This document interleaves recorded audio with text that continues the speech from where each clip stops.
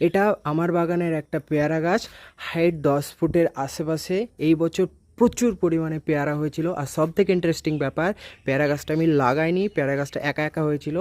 একসাথে 5-6টা চারা হয়েছিল, একটা চারা রেখে আমি সব চারা তুলে দিয়েছিলাম। আর এই সেই পেয়ারা গাছ, এর বয়স আশেপাশে 1.5 বছর হবে। আর পেয়ারা এই বছর অনেক ধরেছিল। তবে একটু খারাপ খবর, প্রথমবার যেহেতু পেয়ারা ধরেছিল, পেয়ারায় বর্ষাকালীন একটু পোকা হচ্ছে। কারণ এই সময় বর্ষাকালে শুধু আমার কাছে পেয়ারা নয়, অনেক ভালো ভালো জাতের পেয়ারাতেও পোকা হয়।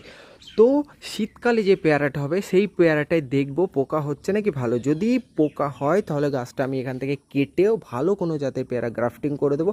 আর যদি ভালো পেয়ারা হয় তবে এই পেয়ারাটা রেখে দেবো। আর পেয়ারার সাইজ যদি বলতে হয়, এই যে এই পেয়ারাটা দেখছো, এটা এখনও পাকেনি বা ভালো পুষ্ট হয়নি, এরকম সাইজের পেয়ারাটা হবে। কারণ আমি এখান থেকে অনেক ডাল ছাঁটাই করে দিয়েছি, প্রচুর পেয়ারা হয়েছিল, আমি খেয়ে নিয়েছি।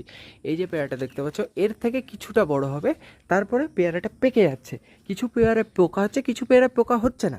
নেক্সট টাইম দেখবো, যদি ভালো হয় তবে তো খুব গুড নিউজ, আপনাদের সবার সামনে আপডেট দেবো।